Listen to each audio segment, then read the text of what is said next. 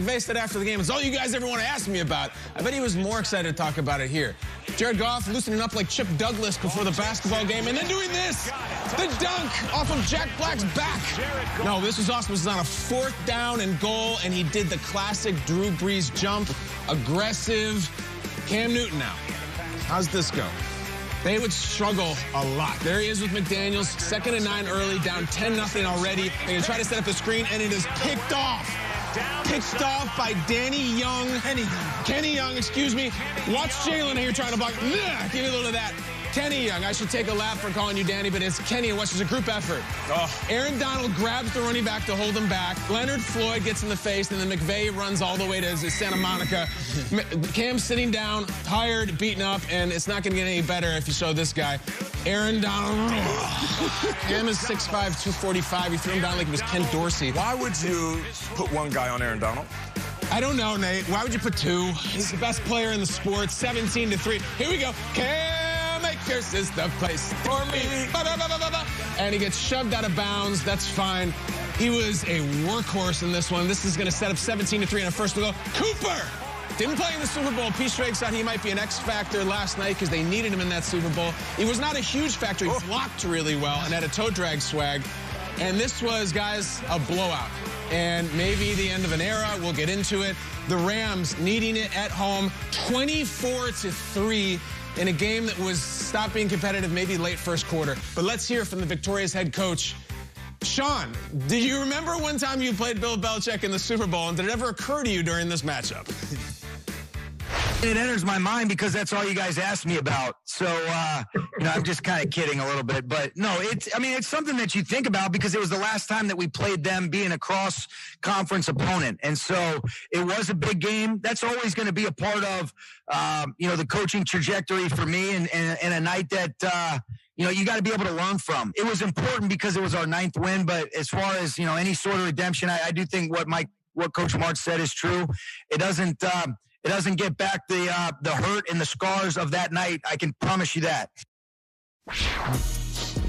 Well said. Played it very cool at the end with a quick handshake, quick hand on the shoulder, couple taps there on Bill Belichick, and then here we go. The NFC playoff picture. Big win. They're trying to get back to the Super Bowl, make memories of their own.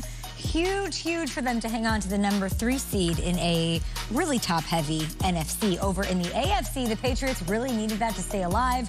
In the hunt picture, womp, they fall to 6-7. Now it's almost impossible. It is almost at a 0, right? It's like not 10% chance now. 7. 7, according to the New York Times. Lots of different models there, of course. What did you make of this Rams? But I don't know. I don't think I've ever rocked the Rams. Why not? I've got a lot of history with them from St. Louis. I talked about it on Twitch last night. Don't worry about it. But I don't often rock them. Cam Akers made me so excited about everything he did. Close to 200 yards. They have a run game. They've got a defense. Blowout over the pass. What do you think, Dave? Yeah, you can't bring that up and not talk about it. So we'll talk about it a little later on the show. We got 3 hours. Talk about it. I'm watching this game, and of course the Rams are playing well. But I wasn't thinking about offense, defense, certain players. I was thinking about Sean McVay and how much pressure he has to feel. And not like the pressure he felt in the Super Bowl, a different type of pressure. When you have a defense this good, and we've said it on this show, I remember Schrags like months ago saying they might have 2 of the best players in all of football, Aaron Donald, Jalen Ramsey. And it's a strong statement. But the way that they shut down this team, it had me thinking about Sean McVay and the type of pressure he's feeling moving forward. Month of December, January, and hopefully a Super Bowl run.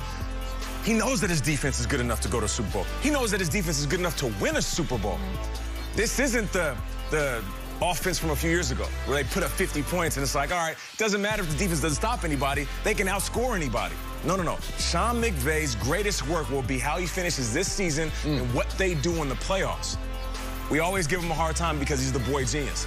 Now you really have to prove your genius because your defense will not let you down.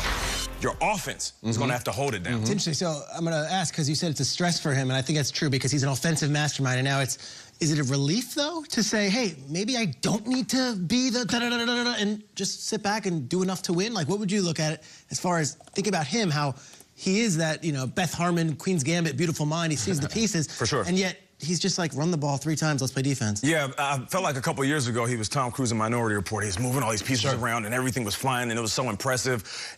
And now it's different. There is a relief. But if they play a game and their offense can't put up points, but the defense holds the opposing team to 7 points, then we're all going to look at Sean McVay. We're not going to look at Goff. We're not going to look at Aaron Donald, Jalen Ramsey, the superstars. No. We're all going to look at Sean McVay. That's why I feel like the pressure's on. And you know what? I know he wants it, and he likes it, and he's here for it. Yeah, and the way they played last night was different than they used to play. And not to get all X's and O's, but I was talking with Matt Hamilton before the show, who's our producer, who really gets in the film. It's a different offense because they run different formations. They had 2 tight ends out there the whole game. So they were a power running team last night. You look at the way they broke it down here. Again, we're talking about offensive personnel charts at 7 a.m. Why not? Go for it. Go for it. 43 plays with 1 running back, 2 tight ends, 2 wide receivers. Their typical offense from that year was you'd have 3 wide receivers. Brandon Cooks and Kupp and Goff and Josh Reynolds and wide outs all over the place. No. They went 43 plays from that personnel, and then, of course, it was the Cam Akers show. Okay, you mentioned him, but, like, this has been a long time coming. They have been high on Cam Akers since the Combine.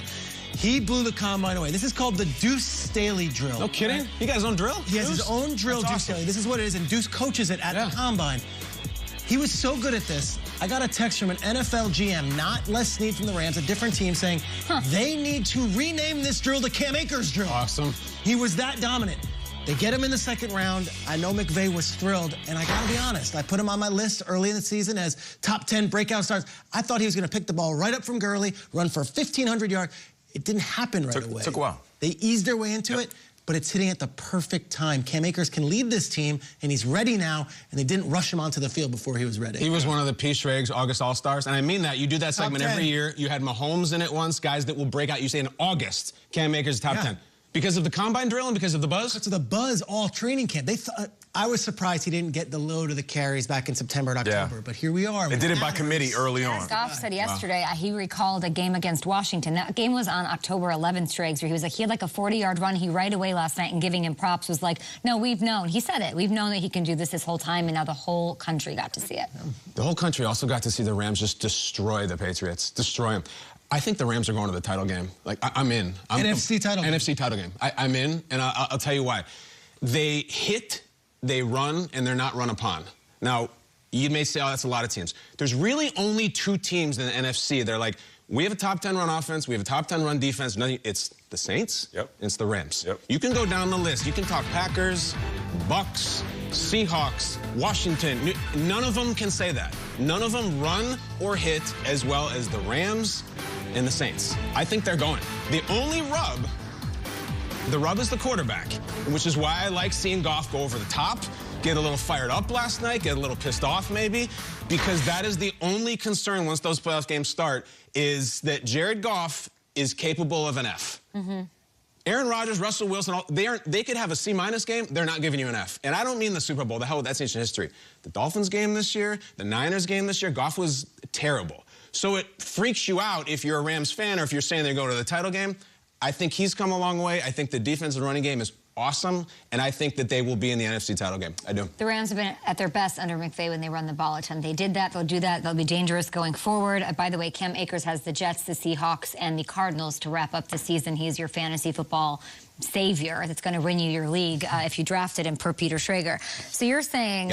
You're saying that they'll beat the Saints, albeit they'll beat the Saints, or they'll take on the Saints, or take on someone. They might meet them in the title game. Yeah, I'm just trying to think of what I trust more. Like if Drew Brees doesn't come back and it's Taysom or it's even Jameis versus Jared Goff. I don't know if I trust Goff more. I think he's too inconsistent. We'll see. I mean, Jameis, I don't think will factor in it at all. But and I think the Saints are great, and they might meet in the title. And they'll have Drew back. But I think when they meet somebody, whether it could be Kirk Cousins, it could be Kyler Murray, it could be a lot of people. I think the Rams will go through. I think they're in the title game. And on top of that, out of those quarterbacks you named, Jared Goff has been to a Super Bowl more recently. So as far as trust, the fact that he's been to the mountaintop. True. That Niners game is pretty recent, though. I know, it's tough. We want to have a moment where, like, Jared Goff is showing up. He's an adult. He's here. But there's been some tough games. He's been to a Super Bowl more recently than a lot of quarterbacks we praise. True. That's it. That's all we have to say after that. But then he gets to that Super Bowl, and it's terrible. So, like, Nate, I'm not knocking him down. I'm just saying it makes you a little nervous. I'm just saying, listen, Aaron Rodgers, Drew Brees, those guys we praise, they haven't been there. It's been a minute. It's been a minute.